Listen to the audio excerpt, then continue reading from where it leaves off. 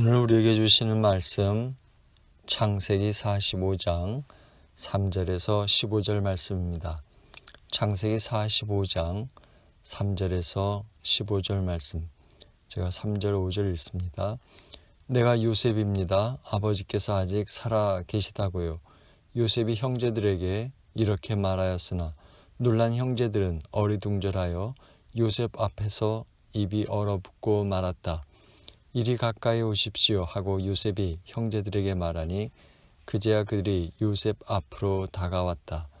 내가 형님들이 이집트로 팔아넘긴 그 아우입니다. 그러나 이제는 걱정하지 마십시오. 자책하지도 마십시오. 형님들이 나를 이곳에 팔아넘기긴 하였습니다만 그것은 하나님이 형님들보다 앞서서 나를 여기에 보내셔서 그렇게 우리의 목숨을 살려주시려고 그렇게 하신 것입니다. 아멘. 최근 저희 아이들이 근처 공원에서 일일 캠프를 했는데요.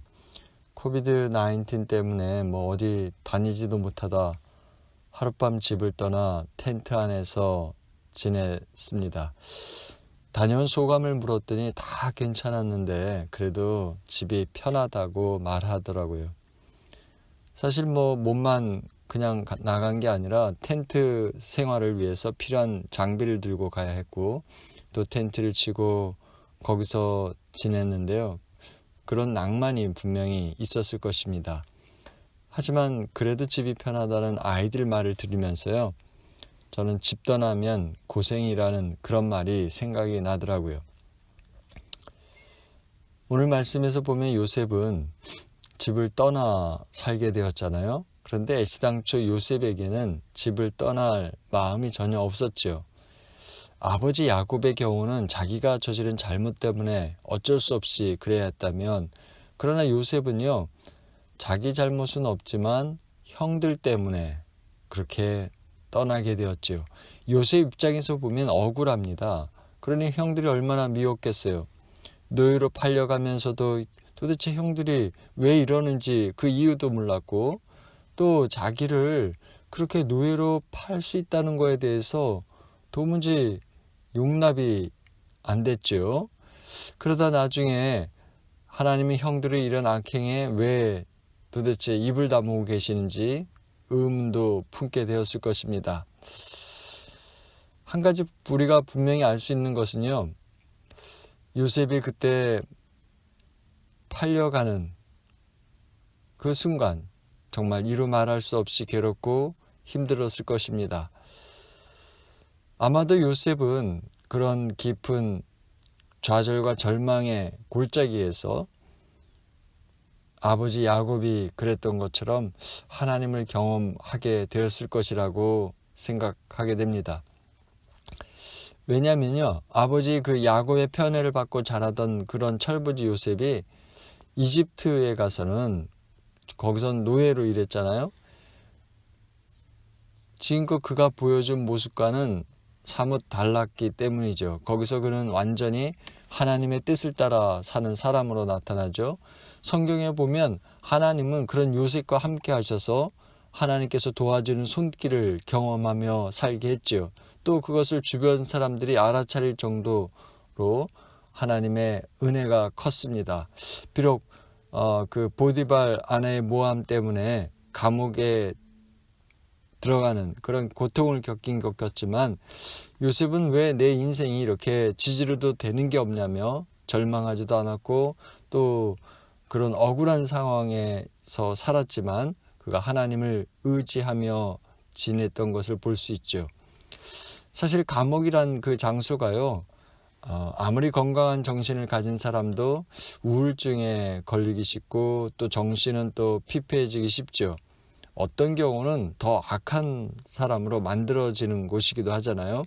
그런데 요셉이 3년 동안 그렇게 감옥살이를 했는데 거기서 그가 영적으로 병들지도 않고 또 황폐해지도 않았는데요. 그 이유를 생각해 보면 그에게는 분명 하나님께서 주신 꿈이 있었기 때문이라고 우리가 말할 수 있을 거예요. 그것도 그렇지만 그런데 그보다도 요셉이 하나님을 꼭 의지하고 살았기 때문이 아니겠어요? 형들의 미움을 받아 노예를 팔렸을 때도 또 종으로 지낼 때에도 함께 하시는 하나님을 붙잡고 살았기 때문이었지요. 그렇습니다. 우리 사람은요, 하나님과 연결되지 않을 때 문제가 생기죠. 이스라엘 백성이 하나님을 반역하는 그런 병이 들었던 이유가 그들이 굉장한 어려움을 겪어서가 아니죠. 어떤 상황에 있든지 하나님을 떠났기 때문이죠. 요셉이 자기가 처한 현실이요, 비록 자기가 기대하고 바라던 것은 아니었지만 그러나 그런 어려운 환경에서도 그는 하나님을 떠나지 않았다는 거예요. 이처럼 우리가 어떠한 어려운 일을 겪든지 어떤 상처를 받든지 어떤 긴장과 갈등 속에 있든지요, 하나님을 떠나지 않는다면 우리 역시 병들지 않는다는 것을 우리는 믿어야 하겠습니다. 그렇게 요셉이 그 지하 감옥에서도 하나님의 함께 하심을 체험하며 지내다가 이집트 왕의 꿈을 해석하게 되었고, 이제 총리로 임명을 받게 되고, 그렇게 이제 흉년 2년째가 되었을 때 형들을 만나게 된 것이죠.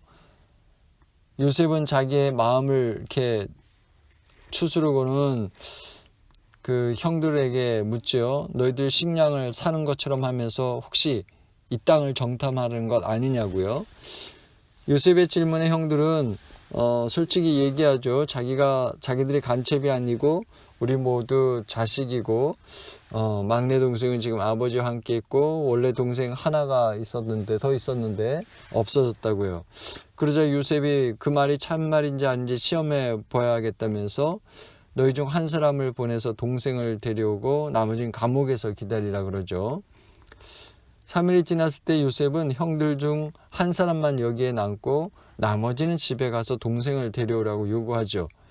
누가 감옥에 남을지 의논하던 형제들 중에 맏형인 르우벤이 이런 말을 하잖아요. 우리가 이런 어려움 당하는 게 그 옛날 너희들이 내 말을 듣지 않고 동생 요셉에게 못한 짓을 했기 때문이라고 하죠. 형들은 자기들이 하는 그 히브리 말을 이집트 사람 요셉이 알아들을 거라고는 전혀 상상도 하지 못했죠. 그래서 요셉이 둘째 형 시몬을 감옥에 가두고 그리고 나머지 형들을 집으로 돌려보내죠. 그렇게 해서 형들이 이제 곡식을 갖고 가나안 땅에 돌아왔는데 문제가 뭡니까? 가져온 식량이 몇 달을 지나다 보니 다 떨어지고 만 것이죠. 이제 다시 식량을 찾아 가야 하는데 가려면 막내 베냐민을 데려가야만 살 수가 있었잖아요. 그래서 유다가 자기가 동생 베냐민을 책임지게 되느라고 야곱에게 맹세를 하고 그래서 이제 이집트로 향하게 되었는데 이제 두 번째 요셉과 만나게 된 것이죠. 물론 요셉은 형들이 다시 곡식을 사러 올 것이라는 사실을 이미 알고 있었죠. 왜냐하면 앞으로 5년 동안 그 흉년이 더 지속될 것이기 때문에 그들이 굶어 죽지 않으려면 반드시 곡식을 사러 와야만 했기 때문이죠. 요셉이 그 형들과 함께 온 베냐민을 보고는 자기 집으로 데려가서 식사 자리를 마련하도록 시키지요.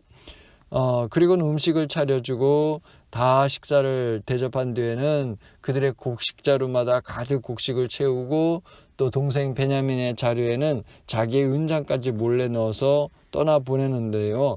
이런 이유는 베냐민을 도둑으로 몰아세워서 이제 형들이 어떻게 나올지 알아보려는 것입니다. 만일 형들이 그 아버지 사랑을 독차지하고 있는 베냐민을 질투해서 그가 종으로 살든지 말든지 상관없다고 베냐민을 그냥 남겨놓고 떠날 것인지 아닌지를 요셉은 알고 싶었던 것이죠. 그런데 이게 웬일입니까? 옛날에 그 형들이 아니었죠. 그 동생 베냐민의 그 자루에서 은잔이 발견되자 자기 옷을 찢으면서 탄식하는 것이죠. 예전 같으면 아마 분명히 안 그랬을 텐데 형들이 왜 이런 것입니까? 그렇죠. 만일 동생 베냐민이 없다면 아버지 야곱이 더 이상 살 수 없다는 걸 알았기 때문이죠.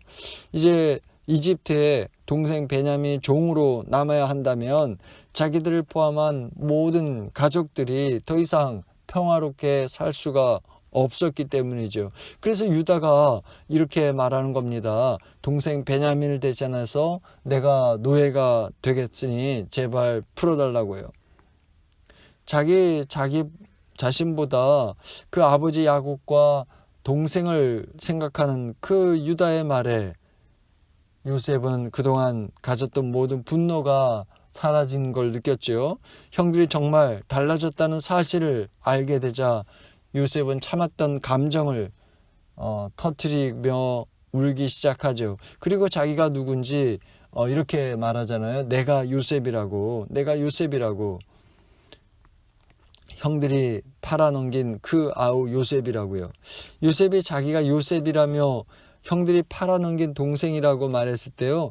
형들은 그 순간 얼어붙었죠. 왜냐하면 지금까지 요셉이라는 말을 생각하고 들을 때마다 자기들이 행했던 그 일이 떠올라서 괴로웠을 텐데요. 그런데 생각하기도 싫고요. 입 밖으로 내기도 싫었던 그 요셉이라고 하는 그 단어를 지금 이집트의 절대 권력자가 말하는 것이잖아요.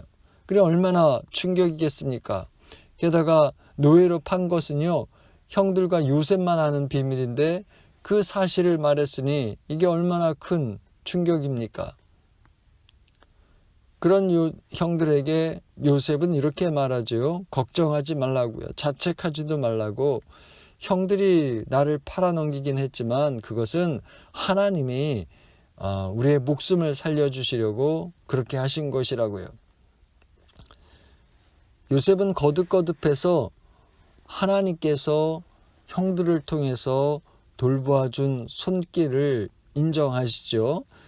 실제로 나를 이리로 보낸 게 형들이 아니라 하나님이라고 말입니다. 우리는 대개 어떤 사람이 우리에게 상처를 주면요. 어떤 시기로든지 갚아줘야 우리 직성이 풀리는데 요셉은 그렇게 하지 않고 있죠. 그 힘들고 한 맺힌 그 자신의 기구한 삶을 살게 된 그 원인이 형들 때문이라고 말하지 않는다는 거예요. 하나님께서 그렇게 인도하셨다고, 보이지 않는 하나님의 손길이 형들을 통해서 이끄셨다고 그렇게 말을 했는데요. 요셉이 보여준 것처럼 우리 인생도 우리가 눈에 보이는 게 전부가 아님을 알아야 되겠습니다. 그러니 우리 인생에서 만나는 사건마다요, 우리 역시 주님의 눈으로 보는 그런 일들이 필요하죠. 다시 말해 주님의 지혜가 필요한 것이죠. 그러니 우리가 어떤 일을 겪든지 진실하게 하나님을 찾는다고 한다면요, 우리 역시 사건들을 통해서 하나님의 손길을 볼 수 있음을 믿으시기 바랍니다. 이 대목에서 오늘 우리 삶의 역사하시는 하나님의 섭리에 대해서 한번 생각해 보십시다. 여러분은 하나님의 섭리에 대한 믿음이 있는지요? 요셉이 그 기구한 인생에 역사하시는 하나님의 손길을 해석하고 그걸 고백하며 살았던 것처럼요, 오늘 우리 삶의 역사하시는 하나님의 손길을 인정하고 그렇게 고백할 수 있는지요?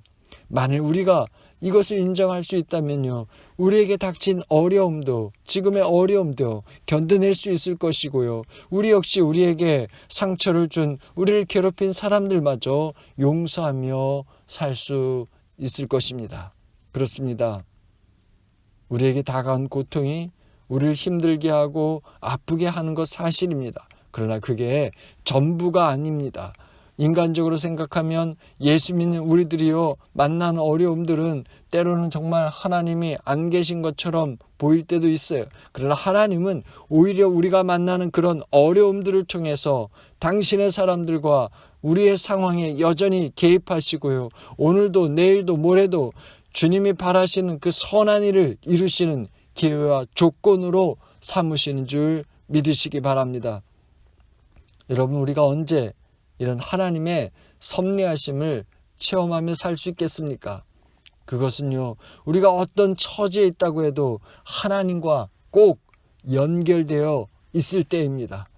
하나님과 꼭 함께 있을 때이죠. 그래서 우리의 어려움을 하나님이 간섭할 수 있으시고, 우리의 아픔을 하나님이 만지시고 치유할 수 있는 분이시고 우리의 잘못과 죄를 보시고 아시고 판단하시며 능히 용서할 수 있는 분이심을 인정하며 그 주님을 바라볼 때입니다.